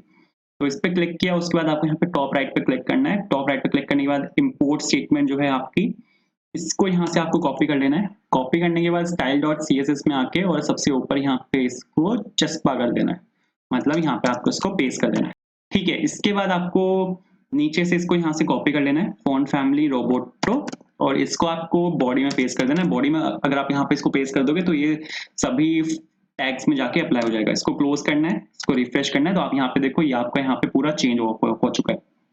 अब यहाँ पे मेरे को क्या काम करना है, अब यहाँ पे मेरे को सर ये काम करना है कि यूजर यहाँ पे कुछ भी अगर एंट्री करता है, अगर यहाँ पे 200 सपोज उसने लिखा, यहाँ पे 5% उसने यहाँ पे सिलेक्ट करा, नंबर ऑफ पीपल उसने यहाँ पे सपोज 10 लिखे, और यहाँ पे उसने कैलकुलेट पे जैसे वो क्लिक करेगा तो ये यहाँ पे मेरे को जो भी उसने यहाँ पे सेलेक्ट किया है वो वैल्यूज चाहिए मेरे को। अब यहाँ पे मेरे को वैल्यूज को पिक करना है, तो यहाँ पे मेरे को जावास्क्रिप्ट की हेल्प लेनी पड़ेगी। तो उसके लिए आपको यहाँ पे वापस आना है और आपको यहाँ पे एक और फाइल बनानी है, जो बनाना है आपको यहाँ पे app.js के नाम से। वापस index.html में आना है, इस फाइल को आपको यहाँ पे लिंक करना पड़ेगा। उसके लिए आप यहाँ पे स्क्रिप्ट टैग का यूज कर सकते हो, और स्क्रिप्ट टैग के अंदर सोर्स की हेल्प से आप यहाँ पे डाल सकते हो अपनी जावास्क्रिप्ट फाइल का नाम, जो कि है आपकी app.js के नाम से। वेरीफाई कर सकते हो आप, अगर आपको वेरीफाई करना है कि आपकी जो जावास्क्रिप्ट फाइल है वो लिंक हुई है नहीं हुई। तो मैं यहाँ पे कंसोल पे मैं एक लॉग को प्रिंट करवा रहा हूँ, जिसमें लिख रहा हूँ यहाँ पे कोड फॉर इंटरव्यू। कंसोल खोलता हूँ, ठीक है। कंसोल यहाँ पे खुल चुका है। रिफ्रेश किया तो आप यहाँ पे देखो, यहाँ पे कोड फॉर इंटरव्यू प्रिंट हुआ है आपकी जावास्क्रिप्ट फाइल के अंदर से। तो ये कुछ इस तरह से यहाँ पे वर्क करता है। मेरे को यहाँ पे क्या काम करना है, मेरे को यहाँ पे आपके कैलकुलेट बटन पे एक एक्शन लिस्नर लगाना है। आप उसको एक्शन लिस्नर कह लो, इवेंट लिस्नर कह लो। मेरे को यहाँ पे इवेंट चाहिए आपके बटन के ऊपर, मेरे को यहाँ पे क्लिक इवेंट चाहिए। मेरे को डिटेक्ट करना है कि जैसे ही आपके इस बटन पे क्लिक हो तो मेरे को कुछ एक्शन परफॉर्म करना है इस बटन के क्लिक के ऊपर। तो इस बटन के क्लिक के ऊपर मेरे को एक लिसनर चाहिए जो मेरे को बताए कि हाँ यहाँ पे एक क्लिक इवेंट फायर हुआ है। तो उसके लिए मेरे को सबसे पहले तो यहाँ पर एक आईडी डालनी पड़ेगी कि मेरे को यूनिकली आइडेंटिफाई करना है इस वाले बटन को। तो मैं यहाँ पर एक आईडी डाल रहा हूँ कैलकुलेट के नाम से, ताकि मैं इस बटन को यूनिकली आइडेंटिफाई कर सकूं और मैं इस पे एक आईडी लगा सकूं और मैं इस पे एक एक्शन लगा सकूं। उसके बाद यहाँ पर मैं आया सपोज app.js के अंदर, और app.js के अंदर मेरे को यहाँ पे एक फंक्शन को अपने आप कॉल करना है। आप चाहते हो कि जैसी आपकी ये जावास्क्रिप्ट की फाइल आपकी लोड हो, ठीक है? जैसी आपकी जावास्क्रिप्ट की फाइल आपके डॉम में जाके लोड हो, वैसी एक इवेंट फायर हो जाए, वैसी एक फंक्शन फायर हो जाए। तो ये वो फंक्शन है ऑनलोड जो कॉल होता है जैसी आपकी जावास्क्रिप्ट की फाइल डॉम में जाके लोड होती है। एंड मेरे को यहाँ पे ये वाला जो आपका डॉम टैग है कैलकुलेट के नाम से, ठीक है? इस वाले टैग को मेरे को पिक करना है, इस वाले बटन को मेरे को पिक करना है, ठीक है? अब इस बटन को हम पिक कर सकते हैं इस वाले आईडी की हेल्प से, क्योंकि ये वाली जो आईडी है वो इस बटन को यूनिकली आइडेंटिफाई करती है। तो अगर आपको एचटीएमएल का कोई भी एलिमेंट पिक करना है वो हम पिक कर सकते हैं डॉक्यूमेंट डॉट क्वेरी सिलेक्टर की हेल्प से। क्वेरी सिलेक्टर में आपने आईडी डाली हुई है तो आपको हैश लगाना पड़ेगा। आईडी का नाम क्या है? कैलकुलेट के नाम से। तो अगर आप यहाँ पे, मैं इसको आपको कंसोल करके दिखाऊं, तो आप यहाँ पे देखोगे कि आपको यहाँ पे पूरा बटन दिखेगा, ये पूरे बटन को फेच कर लेगा, ठीक है? जैसे मैंने सपोज यहाँ पे इस पे क्लिक किया एंड मैं जैसे यहाँ पे रिफ्रेश करूंगा तो आप यहाँ पे देखोगे इसने पूरा बटन दिया है जिसपे आईडी लगी हुई है कैलकुलेट के नाम से। अब इस बटन पे मेरे को एक्शन लिस्नर लगाना है, इस बटन पे मेरे को एक इवेंट लिस्नर लगाना है। तो आप यहाँ पे इसको एक वेरिएबल के अंदर स्टोर करवा सकते हो और आप यहाँ पे डाल सकते हो एड इवेंट लिस्नर। कौन सा लिस्नर है? क्लिक लिस्नर है, ठीक है? कि जैसे इस बटन पे क्लिक होगा वैसे ही मेरे को कुछ एक्शन परफॉर्म करना है। क्या एक्शन परफॉर्म करना है वो आप यहाँ पे डाल सकते हो, ठीक है? वो आप इसके अंदर डाल सकते हो यहाँ पर, कि जैसे इस बटन पे क्लिक हो मेरे को यहाँ पे एक क्या कहते हैं, अभी के लिए मैं यहाँ पे एक वो डाल रहा हूँ आपको दिखाने के लिए कि हाँ यहाँ पे क्लिक इवेंट फायर हुआ है। तो मैंने यहाँ पे सिंपल कंसोल डॉट लॉग डाला। ये यहाँ पे वर्क क्यों नहीं करा? ये ऐसे चलेगा क्या? हाँ ऐसे चलेगा। ठीक है, तो अगर मैं आपको यहाँ पे दिखाऊँ कैलकुलेट, मैंने जैसे यहाँ पे क्लिक किया, आप यहाँ पे देखो यहाँ पे मेरा इवेंट फायर हुआ है क्लिक के नाम से। इनिशियली यहाँ पे कुछ नहीं है, जैसे मैं यहाँ पे कैलकुलेट पे क्लिक करूंगा, मैंने क्लिक किया, जितनी बारी मैं यहाँ पे क्लिक करूंगा वो यहाँ पे फायर होता रहेगा। इसका एक और तरीका भी है, आप यहाँ पे एक्शन लिस्नर ऐसे ना लगा के आप यहाँ पे सीधा डॉट ऑन क्लिक लगा सकते हो, ठीक है? डॉट ऑन क्लिक के ऊपर आप यहाँ पे क्या करना चाहते हो, तो मैंने यहीं पर ही सीधा ऑन क्लिक डाल दिया और मैं यहाँ पे एक कैलकुलेट करना चाहता हूँ टिप को। तो आप यहाँ पे एक फंक्शन को कॉल कर सकते हो जो कि होता है यहाँ पे कैलकुलेट टिप। ये वैसे इस तरह काम करता है, ठीक है? बिल्कुल सेम है, ठीक है? ऑन क्लिक पे ये आपका यहाँ पे कॉल बैक फंक्शन है जो यहाँ पे कॉल हुआ है। ये कॉल बैक फंक्शन आप यहाँ पे यहीं पर ना लिख के आप यहाँ पे इसको एक फंक्शन की फॉर्म में भी डाल सकते हो। कैलकुलेट टिप मैंने यहाँ पर लिखा और यहाँ पे फंक्शन कैलकुलेट टिप और यहाँ पे सिंपल, ठीक है? अब यहाँ पे आपको ये जो एरो है ये हटाना पड़ेगा एंड दैट्स इट। तो ये कुछ इस तरह से वर्क करता है। काम इसका भी वही है। अगर यहाँ पे सपोज मैं आपको एक सेकेंड, यहाँ पे अगर सपोज मैं आपको कंसोल डॉट लॉग लिख के और मैं यहाँ पर सिंपल क्लिक लिख के दिखाऊं, नाइस। तो अगर यहाँ पे रिफ्रेश किया मैंने कैलकुलेट, मैंने यहाँ पे क्लिक किया तो यहाँ पे आप देखो यहाँ पे क्लिक फायर हुआ है। तो काम इसका अब भी वही है। अब मेरे को यहाँ पे क्या काम करना है? मेरे को यहाँ पे सर ये काम करना है कि जैसे ही आपका यहाँ पे कैलकुलेट बटन क्लिक हो उस पे मेरे को यहाँ पे क्या काम करना है कि जो बिल है इस पे यूजर ने क्या क्या लिखा हुआ है, क्या बिल यहाँ पे एंटर किया है, वो वैल्यू चाहिए मेरे को। ये वाला जो इनपुट है इसको मेरे को यूनिकली आइडेंटिफाई करना पड़ेगा। तो इसके लिए हम यहाँ पर एक आईडी डाल सकते हैं। मैं यहाँ पर एक आईडी डाल रहा हूँ सपोज अमाउंट के नाम से। और अब हम यहाँ पे ये जो आपका यहाँ पे ये वाला टैग है, ये वाला जो आपका यहाँ पे फंक्शन है, इस फंक्शन के अंदर मैं यहाँ पे उसकी वैल्यू को यहाँ पे मैं फेच कर सकता हूँ। अगर आपको किसी भी एक इनपुट टैग की वैल्यू चाहिए तो उसके लिए आप यहाँ पे लगा सकते हो डॉक्यूमेंट डॉट क्वेरी सिलेक्टर और किस नाम से है आपका यहाँ पे हैश लगाना पड़ेगा और यहाँ पे आपको डालना पड़ेगा अमाउंट के नाम से और डॉट वैल्यू करके आप किसी भी एक इनपुट फील्ड में से वैल्यू को पिक कर सकते हो, ठीक है? तो मैंने यहाँ पे सिंपल डाल दिया डॉट वैल्यू। लेकिन इस वैल्यू को मेरे को यहाँ पे कहीं पे स्टोर कराना पड़ेगा, तो मैंने अमाउंट के अंदर यहाँ पे इसको स्टोर करवाया। मैं इसको यहाँ पे आपको कंसोल करके दिखा भी देता हूँ कि जो भी मैं वहाँ पे इनपुट टैग के अंदर डालूंगा वो यहाँ पे मेरा अमाउंट के अंदर कैप्चर हो चुका है। तो यहाँ पे अगर यहाँ पे मैं आपको दिखाऊँ तो यहाँ पे सपोज अगर मैंने 200 डाला और मैंने कैलकुलेट पे क्लिक किया तो आप यहाँ पे देखो यहाँ पे 200 आएगा, ठीक है? इसको हटा रहा हूँ मैं, यहाँ पे डाल रहा हूँ सपोज 600। मैंने यहाँ पे कैलकुलेट पे क्लिक किया, यहाँ पे आपका 600 आया। तो ये कुछ इस तरह से वर्क करता है। सेम मेरे को यहाँ पर भी चाहिए, तो इसके लिए भी जो दूसरी इनपुट फील्ड है उसमें भी मेरे को यहाँ पे आईडी चाहिए। तो यहाँ पे मैं आईडी डालूं सपोज पीपल के नाम से और यहाँ पर जो अपना फर्स्ट वाला है उसको यहाँ से मैं कॉपी कर रहा हूँ और कंसोल के ऊपर ही चिपका देते हैं इसको। और ये है आपका यहाँ पे पीपल के नाम से और ये भी आ जाएगा आपका यहाँ पे पीपल के नाम से, बिल्कुल ठीक है। तो ये दोनों जो इनपुट फील्ड है उसमें से वैल्यू तो मेरे पास यहाँ पे आ चुकी है। तो जो भी यहाँ पे यूजर यहाँ पे फिल करेगा, ठीक है, या फिर जो भी यूजर यहाँ पे फिल करेगा वो वैल्यू मेरे पास यहाँ पे आ जाएगी। बट ये वैल्यू मैं कैसे निकालूंगा? यहाँ पर तो इनपुट फील्ड है ही नहीं, ये तो यहाँ पे डिव है। तो इसमें मेरे को यहाँ पे चेक करना पड़ेगा, डिव पे मेरे को यहाँ पे ऑन क्लिक लगाना पड़ेगा पांचों पे, ठीक है, पांचों पे मेरे को यहाँ पे एक ऑन क्लिक लगाना पड़ेगा। और मेरे को यहाँ पे ये देखना पड़ेगा कि और मेरे को यहाँ पे ये देखना पड़ेगा कि कौन से पे क्लिक हुआ है। अगर 5 डिव है, कौन से डिव पे क्लिक हुआ है, तो मेरे को ये देखना पड़ेगा। आप अगर यहाँ पे देखो तो पांचों पे मैंने यहाँ पे एक ही क्लास डाली हुई है जो कि है टिप के नाम से। तो अगर मैं टिप के नाम से इसको फेच करूंगा तो सारे फेच हो जाएंगे।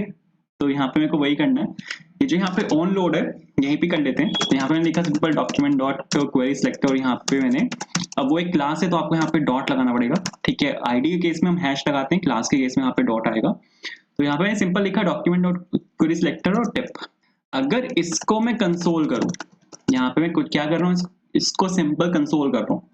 कंसोल करके अगर मैं यहाँ पे आपको दिखाऊं तो आप यहाँ पे देखो सिर्फ एक पर ही डिव लगा है, सिर्फ एक पर ही, एक ही एलिमेंट को इसने यहाँ पे फेच किया है। क्वेरी सिलेक्टर ने यहाँ पे क्या किया, सिर्फ एक ही एलिमेंट को फेच किया, क्योंकि क्वेरी सिलेक्टर सिर्फ एक ही एलिमेंट को फेच करता है, फर्स्ट मैच्ड एलिमेंट को ये फेच करता है। तो यहाँ पे सबसे पहले यहाँ पे 5 मैच हुआ। आप यहाँ पे देखो, जैसे मैं इस पे यहाँ पे होवर कर रहा हूँ 5 पे, वो वहां पे होवर कर रहा है। तो सबसे पहले 5 यहाँ पे मैच हुआ, तो इसने यहाँ पे 5 को रिटर्न कर दिया। लेकिन मेरे को सारे एलिमेंट्स चाहिए, उसके लिए आपको यहाँ पे क्वेरी सिलेक्टर ऑल का यूज करना होता है। हमारे पास यहाँ पे क्वेरी सिलेक्टर ऑल भी होता है जिसका हम यहाँ पे यूज कर सकते हैं। अगर अब मैं आपको यहाँ पे रिफ्रेश करके दिखाऊं तो पांचों div डॉट टिप मेरे पास यहाँ पर आ चुके हैं। Very nice. अब मेरे को यहाँ पे क्या काम करना है, इन पांचों पे मेरे को एक्शन लिस्टनर लगाना है। अब पांचों पे मेरे को यहाँ पे इवेंट लिस्टनर चाहिए जो कि होगा क्लिक के नाम से। तो सबसे पहले यहाँ पे मैं एक काम करता हूँ, यहाँ पे मैं डालता हूँ कॉन्स्ट और टिप्स के नाम से इसको मैंने यहाँ पे स्टोर करवाया। अब उसके बाद टिप्स डॉट फॉर ईच, ठीक है, मेरे को यहाँ पे एक एक को लूप करना पड़ेगा। और मैंने यहाँ पे एक एक को लूप करके यहाँ पे टिप को निकाल लिया। ये सिंपल वैसे ही है जैसे आप एरे को लूप करते हो, ये आप समझ लो ये यहाँ पे पूरा एक एरे है। अगर मैं आपको यहाँ पे दिखाऊं तो ये एक एरे ही है। यहाँ पे जितने भी नोड एलिमेंट्स हैं आपके पास यहाँ पे एक एरे के अंदर ही आए हैं। तो यहाँ पे आपने सिंपल उसको यहाँ पे लूप किया, क्योंकि आपको एक एक एलिमेंट के ऊपर यहाँ पे एक्शन लिस्टनर लगाना है। एक इवेंट यहाँ पे आपको फायर करना है जो कि वो क्लिक के नाम से, वो आपको एक एक एलिमेंट के ऊपर जाके अटैच करना है। तो एक एक एलिमेंट के ऊपर आपको अटैच करना है, तो एक एक एलिमेंट को आपको यहाँ पे कैप्चर करना पड़ेगा, उसको पूरे को लूप करना पड़ेगा, एक एक एलिमेंट को उठाना पड़ेगा और फिर उसके ऊपर आपको क्लिक इवेंट डालना पड़ेगा। तो इनको मैंने यहाँ पे लूप किया। मैं यहाँ पे एक एक एलिमेंट को पिक कर रहा हूँ और मैंने यहाँ पे simple tip dot add event listener, और जो लिस्टनर है आपका वो यहाँ पे क्लिक के नाम से है। और मैं यहाँ पे जैसे ही उस पे वहां पे क्लिक होगा तो उसके केसेस, उस केस में मेरे को यहाँ पे एक फंक्शन में यहाँ पे कॉल कर रहा हूँ जो आपका जो वैल्यू है उसको फेच करेगा, ठीक है। वैल्यू फेच कैसे होगी, यहाँ पे जब भी आप कुछ भी यहाँ पे एलिमेंट को फायर करते हो, कोई भी फंक्शन अगर फायर होता है तो बाय डिफॉल्ट है ना एक इवेंट आता है। इवेंट अगर मैं आपको यहाँ पे प्रिंट करके दिखाऊं तो इवेंट में वैल्यूज होती है कि किसने उसको फायर किया, कब फायर हुआ, ठीक है, कौन से ऑन चेंज पे फायर हुआ है, ऑन क्लिक पे फायर हुआ है, on mouse down, on mouse up, कब वो फायर हुआ है, तो उससे रिलेटेड यहाँ पे पूरी इन्फॉर्मेशन होती है। आपको अगर मैं यहाँ पे इस पे क्लिक करके दिखाऊं तो आप यहाँ पे देखोगे अभी तो यहाँ पे क्लिक ही नहीं चल रहा, कोई एरर है शायद। tips.forEach is not a function at window.onload। क्यों भाई, क्या हुआ? डॉक्यूमेंट डॉट क्वेरी सिलेक्टर और यहाँ पे ऑल आएगा, ठीक है, ऑल हटा दिया था मैंने मेरे को नहीं पता कब हटा, बट कोई बात नहीं।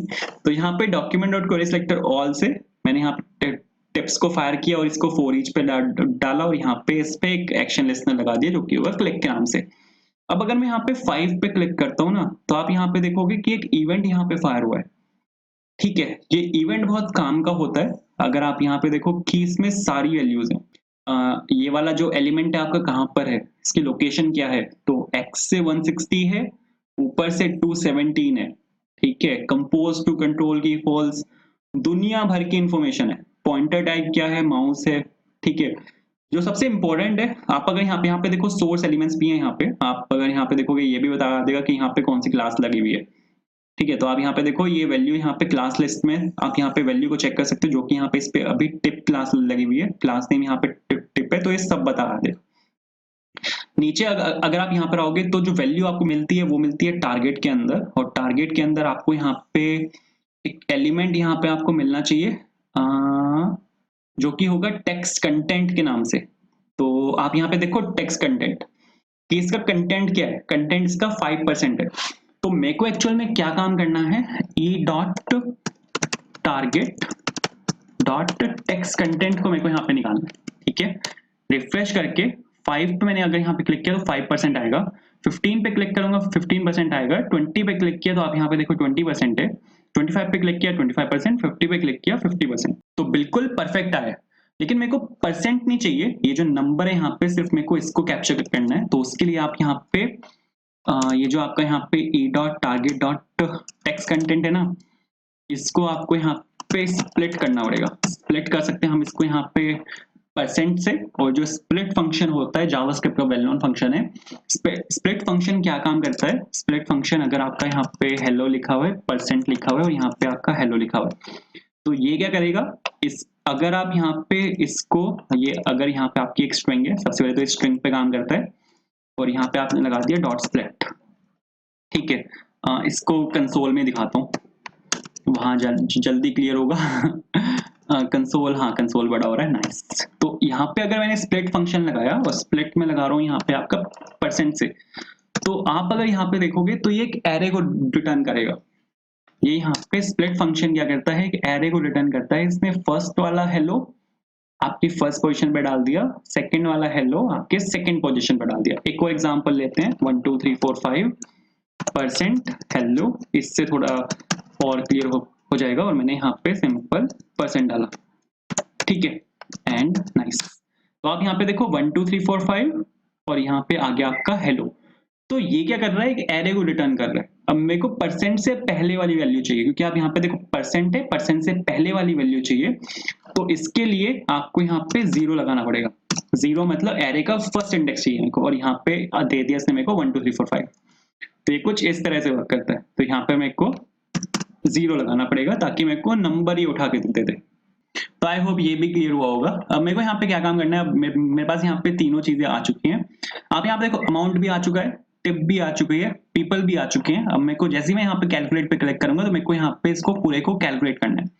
तो उसके लिए आपको यहाँ पे सबसे पहले तो क्या काम करना है, आपको यहाँ पे ये चेक करना है कि अमाउंट है या नहीं है। अमाउंट और पीपल में वैल्यू यहाँ पे होनी चाहिए। अगर अमाउंट और पीपल में वैल्यू यहाँ पे नहीं है तो आपको एक अलर्ट दिखा देना है। अलर्ट क्या होता है, अलर्ट एक पॉपअप होता है, दिखाता हूँ क्या होता है। तो सपोज यहाँ पे मैंने लिखा प्लीज एंटर वैल्यूज। ठीक है, और यहीं से ही मैं इसको पूरे फंक्शन को यहीं से रिटर्न करवा रहा हूँ बिना कैलकुलेट किए। तो अगर मैं आपको यहाँ पे इसको रिफ्रेश करूँ और मैं यहाँ पे वैसे ही कैलकुलेट पे क्लिक कर दूं तो ये एक पॉपअप होता है, अलर्ट कहते हैं इसको। तो प्लीज एंटर वैल्यूज, ठीक है, यहाँ पे इसने मेरे को बता दिया। ओके पे आपको यहाँ पे क्लिक करना है, कैलकुलेट पे क्लिक करेंगे दोबारा खुल जाएगा। तो मैंने यहाँ पे क्या चेक किया, अमाउंट अगर आपका एम्प्टी है, एक्सप्लेनेशन मार्क अमाउंट अगर आप यहाँ पे लिखोगे तो ये सब चीजों को चेक कर लेगा। या आपके नल को चेक करेगा, या आपके अनडिफाइंड को चेक करेगा, या आपके जीरो को चेक करेगा, या आपके फॉल्स को चेक करेगा, या आपकी एम्प्टी स्ट्रिंग को भी चेक कर लेगा। ठीक है, ये सब चीजों को चेक कर लेगा। तो वैल्यू अगर नहीं है तो ये यहीं से ही उसको रिटर्न कर देगा। बट अगर वैल्यू है तो उस केस में मेरे को यहाँ पे आपकी टिप को कैलकुलेट करना है। अब मेरे को एक अरिथमेटिक ऑपरेशन चाहिए। ठीक है, टिप क्या होता है आपका, टिप सपोज ये आपकी यहाँ पे टिप है। सबसे पहले तो जो आपकी टिप है ये आपका टिप अमाउंट है कि 5% है, 10% है, 15% है, कितना है। तो ये मेरे को इस वाले फंक्शन में चाहिए। अब ये जो यहाँ पे इस वाले फंक्शन के अंदर ये लोकली डिक्लेयर्ड है, ये मेरे को दूसरे फंक्शन में चाहिए टिप को कैलकुलेट करने के लिए। तो इसके लिए मेरे को यहाँ पे इसको एक ग्लोबल वेरिएबल में डिक्लेयर करना पड़ेगा।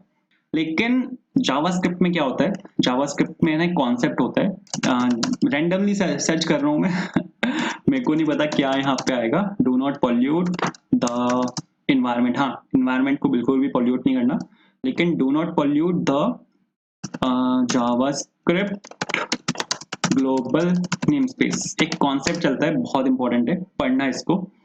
ठीक है, what does it mean, global name space would be polluted. कभी भी हम ग्लोबल स्पेस को पॉल्यूट नहीं करते। तो जावा में आप जैसे ग्लोबल वेरिएबल्स को डिक्लेयर करते हो ना, वैसे आप जावास्क्रिप्ट में नहीं करते, ठीक है? क्योंकि जावास्क्रिप्ट में क्या होता है, as variables lose scope they will be eligible for garbage collection, ठीक है? बिल्कुल सही बात है। अगर आप एक लोकल स्कोप में वर्क कर रहे हो और वो लोकल स्कोप वहां से खत्म हो जाता है, तो जो भी उसमें वेरिएबल्स हैं वो वहां से गार्बेज कलेक्ट हो जाते हैं।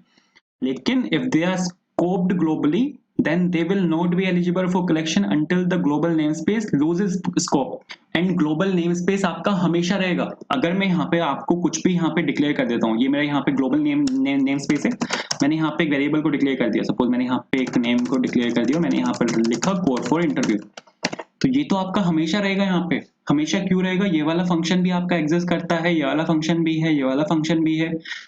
अभी अगर आप यहाँ पे इस पे आपने क्लिक किया, इसने वैल्यू को कैलकुलेट किया, वैल्यू कैलकुलेट करते ही ये वाला फंक्शन यहाँ से आपका रिटर्न हो चुका है। लेकिन ग्लोबल ने जो आपका नेम स्पेस है वो तो एज इट इज बना हुआ है, वो तो आपकी पूरी एप्लीकेशन तक बना रहेगा। तो यहाँ पर क्या होता है कि ये पॉल्यूट कर रहा है, ये आपके ग्लोबल नेम स्पेस को पॉल्यूट कर रहा है और ये मेमोरी पी रहा है।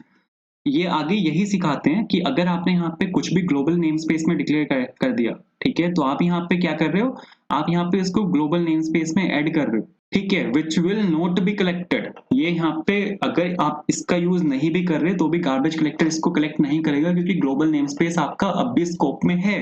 तो इस चीज को रिड्यूस करने के लिए कुछ कॉन्सेप्ट्स आए थे, कुछ कॉन्सेप्ट्स का आप यहाँ पे यूज कर सकते हो। जैसे इन्होंने जो यहाँ पे एग्जाम्पल दिया है वो इफी का एग्जाम्पल दिया है, immediately invoked function expression। immediately invoked function expression जो यहाँ पे कॉन्सेप्ट है इफी का, ये कॉन्सेप्ट आया था आपके ग्लोबल नेम स्पेस को पॉल्यूट होने से बचाने के लिए, क्योंकि जब आपका ग्लोबल नेम स्पेस पॉल्यूट होता है तो यहाँ पे खतरा होता है मेमोरी लीक का, क्योंकि यहाँ पे सिंपल आपकी जावास्क्रिप्ट में मेमोरी लीक का कॉन्सेप्ट चल रहा है। तो इफी का कॉन्सेप्ट आया था यहाँ पे। कुछ और तरीके भी हैं, ठीक है, जैसे इन्होंने यहाँ पे क्या क्या एग्जाम्पल्स दिए हुए मेरे को यहाँ पे देखना पड़ेगा। ये तो यहाँ पे मेरे को कुछ दिख नहीं रहा, इन्होंने भी यहाँ पे लिखा हुआ है here's the bad example of using the global name space. यहाँ पर आप क्या कर रहे हो, सभी अपने वेरिएबल्स को ग्लोबल नेम स्पेस में डिक्लेयर कर रहे हो, ऐसा हम नहीं करते, ठीक है। ये तो फिर भी एक स्मॉल स्केल एप्लीकेशन है तो ठीक है, बट आप अभी स्मॉल स्केल एप्लीकेशन बना रहे हो, कल को आप एक लार्ज स्केल एप्लीकेशन भी बनाओगे तो वहां पर ये चीज बिल्कुल नहीं चलेगी। और बाकी एग्जांपल देख लेते हैं। इन्होंने यहाँ पे क्या किया, इन्होंने यहाँ पे ये लिखा हुआ है, ठीक है, फिर यहाँ पे ये लोग भी वही काम कर रहे हैं। कुछ और देख लेते हैं, सेकंड वाला देख लेते हैं। Avoid polluting global name space, बिल्कुल ठीक है, आपको यही बात मैं सिखा रहा हूँ कि ग्लोबल नेम स्पेस को आपको पॉल्यूट नहीं करना। आप अगर यहाँ पे देखो, in a plain ES6 environment with only ES6 modules you almost never use the global scope. हम कोई भी वेरिएबल ग्लोबल स्कोप में डिक्लेयर ही नहीं करते, तो ऐसा हम नहीं करते, बट कभी कभी हमें लगता है कि नहीं चलेगा काम मतलब जितना प्रिवेंट हो सकता है उतना प्रिवेंट करना चाहिए, ठीक है। बाकी तो कुछ कह नहीं सकते। देखो यहाँ पे इन्होंने भी यहाँ पे इफी का यूज किया हुआ है, ठीक है। बाकी एग्जांपल्स में कोई यहाँ पे कुछ दिख नहीं रहा, अगर एग्जांपल्स होते तो मैं आपको यहाँ पे दिखाता, ठीक है, बट कोई बात नहीं। यहाँ पर भी इन्होंने देखो इफी का यहाँ पे यूज किया है। इफी क्या करता है, आपको यहाँ पे एक क्लोजर दे देता है। ये यहाँ पे इसने स्कोप बना दिया, इस वाले फंक्शन में इसने यहाँ पे स्कोप बना दिया। अब आप यहाँ पे कुछ भी अगर डिक्लेयर कर रहे हो तो वो इस वाले फंक्शन के स्कोप में है, तो वो ग्लोबल नहीं है, ठीक है। इस तरह से यहाँ पे वर्क करता है। सबने इफी का एग्जांपल दिया हुआ है, कुछ और एग्जांपल्स भी हैं, ठीक है। जैसे अगर आपकी मजबूरी है कि आपको डिक्लेयर करना ही करना है, जैसे अभी मैं यहाँ पे इफी को कवर नहीं कर रहा, इमीडिएटली इन्वोक्ड फंक्शन एक्सप्रेशन, उसको मैं यहाँ पे अभी कवर नहीं कर रहा। तो अगर आपकी मजबूरी है कि आपको कुछ डिक्लेयर करना ही करना है, तो आप यहाँ पे एक काम कर सकते हो, आप यहाँ पे एक ऑब्जेक्ट बना सकते हो, ठीक है। जैसे अभी यहाँ पे क्या हो रहा है, आप ऐसा बिल्कुल नहीं करना कि आप यहाँ पे 5-6 वेरिएबल्स बना दो, ठीक है। आपने क्या किया, यहाँ पे आपने ये 5-6 वेरिएबल्स बना दिए और आप यहाँ पे बस इन वेरिएबल आप यहाँ पे जो ग्लोबल नेम स्पेस है आपका, उसको आप यहाँ पे पॉल्यूट करते जा रहे हो। ऐसा नहीं करना, ठीक है। इससे अच्छा आप यहाँ पे एक काम कर सकते हो, एक और एग्जांपल बहुत अच्छा है यहाँ पे, कि आप यहाँ पे एक ऑब्जेक्ट बना दो, ठीक है। आप यहाँ पे 10-12 वेरिएबल्स बनाने से अच्छा आप यहाँ पे एक ऑब्जेक्ट बनाओ और उस ऑब्जेक्ट के अंदर आप अपने वेरिएबल्स डालो। जैसे यहाँ पे सपोज मैं यहाँ पे क्या कर रहा हूँ, अपने इस वाले ऑब्जेक्ट के अंदर आप यहाँ पे चाहे कितने मर्जी अपने वेरिएबल्स को डिफाइन कर दो। तो ये कुछ इस तरह से वर्क करता है, ठीक है। तो ये कॉन्सेप्ट था जो यहाँ पे समझा रहा था मैं। तो यहाँ पे मैंने क्या किया, यहाँ पे मैंने एक ऑब्जेक्ट बनाया और ऑब्जेक्ट के अंदर मैंने यहाँ पे अपने वेरिएबल को डिक्लेयर किया जो कि यहाँ पे टिप के नाम से। अब मैं यहाँ पे क्या करने वाला हूँ, मैं यहाँ पे वेर ऑब्जेक्ट डॉट टिप लिया मैंने यहाँ पे, और टिप के अंदर मैं यहाँ पे अपनी जो इस वाली वैल्यू है उसको मैं यहाँ पे स्टोर करवा रहा हूँ। अब मेरे को यहाँ पे क्या काम करना है, मेरे को यहाँ पे अमाउंट के साथ आपको जो आपकी टिप है, ठीक है, वेर ओबीजे, उसको यहाँ पे परसेंट निकालना है। अगर आपका अमाउंट है, बिल है आपका यहाँ पे 100 रुपए का, और उसका 10% अगर टिप है, तो जो अमाउंट है उसका 10% मेरे को यहाँ पे निकालना है। तो आपको उस केस में क्या करना पड़ता है कि आपको यहाँ पे इसको मल्टीप्लाई करना पड़ेगा। 10% है तो डिवाइड बाय 100, और ये आपका यहाँ से ऐसे निकल के आएगा। लेकिन यहाँ पर क्या होता है कि आपका जो अमाउंट है और जो पीपल है, ये दोनों आपकी स्ट्रिंग है। जब भी आप वैल्यू में से वैल्यू को पिक करते हो तो वो आपका स्ट्रिंग आता है, ठीक है। अगर मैं यहाँ पे एक सेकेंड, या मैं आपको यहाँ पे दिखा भी सकता हूँ। अगर मैंने यहाँ पे कंसोल को, अगर इसको तो बंद करते हैं, कंसोल खोला मैंने, यहाँ पे अमाउंट को मैंने कंसोल में प्रिंट किया है, ठीक है। तो अगर सपोज मैंने यहाँ पे 100 लिखा, 100 लिख के यहाँ पे कैलकुलेट पे क्लिक कर रहा हूँ, तो ये जो आपका, अरे रिफ्रेश नहीं किया था क्या मैंने, वो सॉरी मैंने रिफ्रेश नहीं किया था। तो कैलकुलेट मैंने यहाँ पे क्लिक किया, तो आप यहाँ पे देखो ये जो आपका यहाँ पे इस टाइम पे 100 है ना, ये एक स्ट्रिंग है। मैं आपको यहाँ पे दिखा भी सकता हूँ। अगर आपको डेटा टाइप यहाँ पे चेक करना है तो आपको यहाँ पे लिखना होता है टाइप ऑफ अमाउंट। में यहाँ पे आपको दिखा रहा हूँ, तो यहाँ इसका डेटा टाइप मेरे को यहाँ पे दिखाएगा। तो अगर मैंने सपोज यहाँ पे 100 लिखा, कैलकुलेट पे क्लिक किया, तो आप यहाँ पे देखो ये एक स्ट्रिंग है, ठीक है। तो स्ट्रिंग को मेरे को सबसे पहले यहाँ पे नंबर में चेंज करना पड़ेगा, क्योंकि मैं यहाँ पे एक अरिथमेटिक ऑपरेशन को परफॉर्म कर रहा हूँ, और आप एक अरिथमेटिक ऑपरेशन को सिंपल एक नंबर के ऊपर ही परफॉर्म कर सकते हो। तो ये जो वैल्यू है इसको मेरे को नंबर में चेंज करना पड़ेगा, अमाउंट को। तो इसको आप यहाँ पे सिंपल अगर नंबर के अंदर पास कर दोगे, ठीक है, तो ये पूरा यहाँ पे नंबर के अंदर चेंज हो जाएगा। वैसे ही मेरे को यहाँ पे पीपल को भी, जो आपका ये है, इसको भी मेरे को नंबर में चेंज करना है। एंड सेम तरीके से जो आपकी यहाँ पे टिप है, इसको भी मेरे को यहाँ पे नंबर के अंदर चेंज करना है। तो नंबर के अंदर मैंने यहाँ पे इसको एज एन आर्गुमेंट यहाँ पे पास किया, ये इसको एज एन नंबर यहाँ पे ट्रीट करेगा, ठीक है। अब अगर मैं आपको यहाँ पे console.log दिखाऊं और यहाँ पे अमाउंट को मैं अगर यहाँ पे प्रिंट करता हूँ, इसको रिफ्रेश किया मैंने और यहाँ पे सपोज 100 लिखा मैंने और कैलकुलेट पे क्लिक किया, तो आप यहाँ पे देखो, अरे वो 100 ही आया, टाइप ऑफ लिखना भूल गया मैं, तो टाइप ऑफ लिखा मैंने यहाँ पे। तो आप अगर यहाँ पे देखोगे तो इस केस में यहाँ पे नंबर में यहाँ पे कन्वर्ट हो चुका होगा। आप यहाँ पे देखो, ये डेटा टाइप है यहाँ पे नंबर। जावास्क्रिप्ट में जो डेटा टाइप होता है, इंट के नाम से कोई डेटा टाइप नहीं होता। अगर आप जावा बैकग्राउंड से स्विच कर रहे हो तो जावा में इंट होता है, लेकिन जावास्क्रिप्ट में इंट नहीं होता। जावास्क्रिप्ट में जो डेटा टाइप है वो नंबर है। तो यहाँ पे नंबर इसने प्रिंट किया, ठीक है। तो ये आपके यहाँ पे टिप आ चुकी है। टिप मैंने यहाँ पे कैलकुलेट कर दी। इसके बाद मेरे को यहाँ पे आपका जो बिल है पर पर्सन, उसको यहाँ पे मेरे को कैलकुलेट करना है। तो अमाउंट और जो आपकी टिप है वो, और डिवाइडेड बाय पीपल, तो ये आपका यहाँ पे पर पर्सन आ जाएगा। इसको मेरे को वापस से सेट करना है इसके अंदर। जो मेरे पास यहाँ पे ये है, जो ये वाला स्पैन है, टिप अमाउंट, ठीक है। तो यहाँ पे एक आईडी दे देते हैं। आईडी सपोज मैं यहाँ पे दे रहा हूँ आपकी टिप अमाउंट के नाम से, और एक यहाँ पे ले लेते हैं आईडी। यहाँ पे आईडी में दे रहा हूँ आपकी सपोज टोटल अमाउंट के नाम से, ठीक है, बिल्कुल सही है। अब यहाँ पे नीचे आ जाते हैं। यहाँ पर मेरे को दोनों को फेच करना है। तो दोनों को फेच करने के लिए यहाँ पे मैं लिख रहा हूँ डॉक्यूमेंट डॉट क्वेरी सिलेक्टर, और सबसे पहला जो है मेरा हैश लगा के मेरे को यहाँ पे टिप अमाउंट, इसको फेच करना है। अगर आपको इसमें वैल्यू को सेट करना है, यहाँ से मैंने वैल्यू को निकाला था तो मैंने वैल्यू एट्रीब्यूट का यूज किया था, लेकिन यहाँ पे मेरे को वैल्यू को सेट करना है, तो उसके लिए हम यहाँ पे यूज करते हैं इनर टेक्स्ट का। इनर टेक्स्ट में यहाँ पे टिप को सेट कर रहा हूँ। उसके बाद मैंने यहाँ पे अपना जो नेक्स्ट वाला है क्वेरी सिलेक्टर, इसको मैंने यहाँ पे कॉल किया, और मैं यहाँ पे बिल अमाउंट, बिल था या टोटल था शायद, टोटल अमाउंट था, हाँ।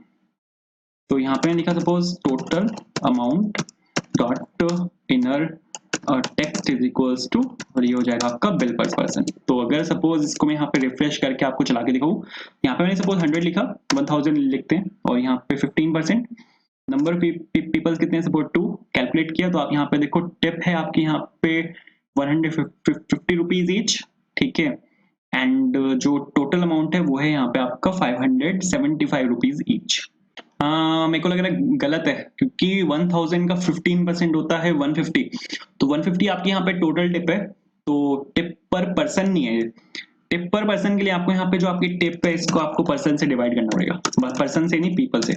नाइस, पीपल्स नहीं, पीपल तो अब अगर आपको यहाँ पे चला के दिखाऊंगे तो अब ये शायद ठीक आना चाहिए 1000 15% 2 बंदों में डिवाइड हो रहा है, ठीक है, कैलकुलेट किया तो 75 रुपीज ईच, बिल्कुल सही है। 75 and 150 plus 1000 is 1150 divide by 2 is 575, जो कि बिल्कुल ठीक है। अब मेरे को रीसेट बटन पे क्लिक करना है, तो ये जो यहाँ पे रीसेट बटन है इस पे मेरे को यहाँ पे एक एक्शन लिस्नर यहाँ पे चाहिए होगा, तो इसके लिए एक आईडी यहाँ पे ले लेते हैं जो कि सपोज यहाँ पे रीसेट के नाम से, और यहाँ पे एक एक्शन लिस्नर लगाते हैं जैसे हमने ऊपर लगाया था, बिल्कुल सेम। तो यहाँ पे मैंने सिंपल लिखा रीसेट और रीसेट वैल्यूज, ठीक है। नीचे आके एक फंक्शन बना लेते हैं, फंक्शन और रीसेट वैल्यूज इक्वल्स टू, और यहाँ पे ये लिया, ठीक है। और इन दोनों को कॉपी कर लेते हैं क्योंकि इन दोनों के अंदर ही मेरे को वैल्यूज को यहाँ पे रीसेट करना है। तो इसको ले लेते हैं यहाँ पे 0 एंड बिल पर पर्सन को यहाँ पे ले लेते हैं 0। तो रिफ्रेश किया और यहाँ पे सपोज 1000 और 25%, ठीक है, 2 बंदों में कैलकुलेट रीसेट तो 0 हो गया, बिल्कुल ठीक है। तो ये था हमारे यहाँ पे टिप कैलकुलेटर, इसको हमने बनाया with help of HTML CSS and JavaScript. तो अगर आपको कुछ सीखने को मिला यार, वीडियो को लाइक करना, अगर आप चैनल पर नए हो सब्सक्राइब करना, and thank you so much for watching, bye.